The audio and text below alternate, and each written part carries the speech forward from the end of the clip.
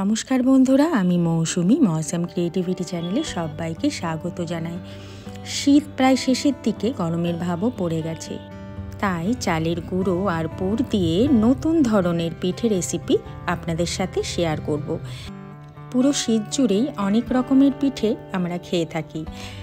শীতের শেষের দিকে এই পিঠেটাও অবশ্যই একবার ট্রাই করে দেখবেন। তাহলে চলুন রান্নাটা শুরু করি। এখানে আমি একটি বাটির মধ্যে প্রথমে নিয়ে নেব 2 কাপ পরিমাণে চালের গুঁড়ো। এটা বাজারের কেনা চালের গুঁড়ো দিয়ে বানাচ্ছি।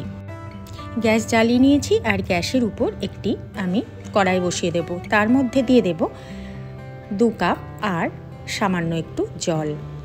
জলের মধ্যে দিয়ে দেব 1 চামচ লবণ। এবার জলটাকে ফুটতে দিতে হবে। জল যখন খুব ভালো মতন ফুটে যাবে তখন 2 কাপ পরিমাণে যে চালের গুঁড়ো নিয়েছিলাম সেটাই গরম জলের মধ্যে দিয়ে দেব। জলটা কিন্তু অবশ্যই ফুটতে হবে আর ফুটন্ত জলের মধ্যে চালের গুঁড়োটা দিয়ে দেব। এবার খুব ভালো করে নাড়তে হবে। এই সময় গ্যাসের ফ্লেমটা কিন্তু আমি বন্ধ করে দেব। একটি স্প্যাচুলা দিয়ে ভালো করে জলের সঙ্গে মিশিয়ে নেব চালের গুঁড়োটাকে। ভালো করে মেশানো হয়ে গেছে। এবার একটি বাটির মধ্যে ঢেলে নেব। জলের পরিমাণ মেপে দিতে হবে, জল যেন বেশি না হয়, তাহলে চালের গুঁড়ো একদম ক্যাতক্যাতে একটা ভাব চলে আসবে, সেটা যেন না হয়। এবার হালকা গরম থাকতে, যাতে হাত দেওয়া যায় সেরকম গরম থাকতে এইভাবে মেখে নেব। হাতের মধ্যে যদি লেগে যায় তাহলে সামান্য একটু সাদা তেল বা ঘি নিয়ে নিতে হবে। আমি একটু সাদা তেল দিয়ে খুব ভালো করে এটাকে মেখে নেব। যত খুব ভালো করে মাখা যাবে তত কিন্তু চালের গুঁড়োটা নরম হবে আর পিঠেটাও নরম হবে। আমি মেখে নিয়েছি। এবার মাপ করে লেচি কেটে নেব। এখানে লেচি আমি মিডিয়াম মাপের কেটে নেব। আপনারা যেরকম বানাবেন সেরকম মাপের কিন্তু কেটে নিতে পারেন, মানে ছোট বড় হলে কোনো ক্ষতি নেই। এবার একটা একটা করে বেলে নেব। এখানে আমি কোনো তেলের ব্যবহার করিনি বেলার সময়। যদি দেখেন যে লেগে যাচ্ছে তাহলে একটু তেল মাখিয়ে নিতে পারেন।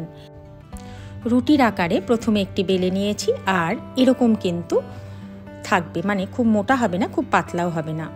এবার আমি এখানে পুর দিয়ে দেব। এখানে পুর আমি আগে থেকে বানিয়ে রেখেছিলাম নারকেল দিয়ে, বা আপনারা যে কোনো সন্দেশ দিয়েও পুর দিতে পারেন, মানে ভেতরের পুরটা আপনাদের পছন্দ মতন আপনারা ব্যবহার করতে পারেন। এইবার এইভাবে রোল করে আমি ঘুরিয়ে নেব।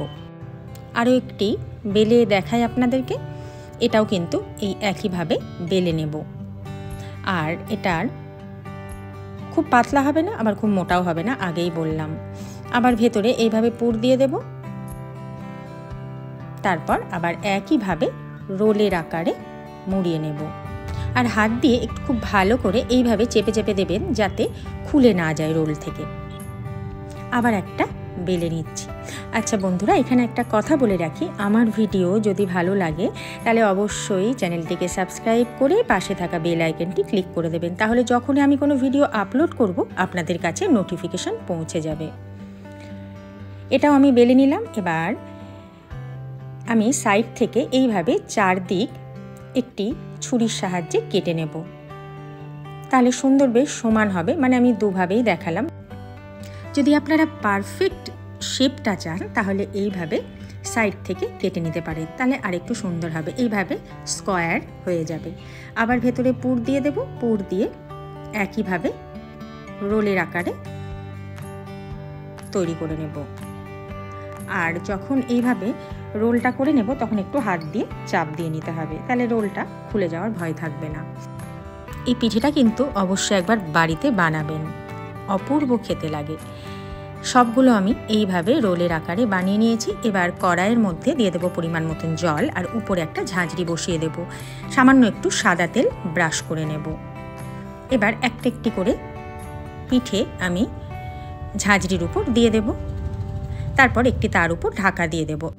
2 থেকে 3 মিনিট মতো এটা স্টিমে বসাবো, কারণ চালের গুঁড়ো যেহেতু আগেই আমি জল দিয়ে খুব ভালো করে গরম জলের মধ্যে এটা খুব ভালো করে মেখে নিয়েছিলাম, সেই জন্য আর বেশিক্ষণ কিন্তু স্টিমে রাখতে হবে না, 2 থেকে 3 মিনিট রাখলেই হবে। আর দেখুন পিঠের গাটা কিন্তু একদম চকচক করছে।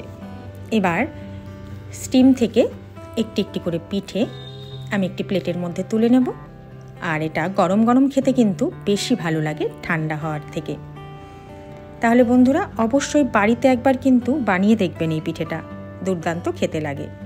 আর সবাইকে এই রেসিপিটি শেয়ার করে দেবেন। আপনাদের সামনে একটা কেটে দেখাই যে কতটা নরম হয়েছে, দেখুন। তাহলে বন্ধুরা আজকের মতন ভিডিও এখানেই শেষ করছি। খুব ভালো থাকবেন, সুস্থ থাকবেন। দেখা হচ্ছে আগামী পর্বে।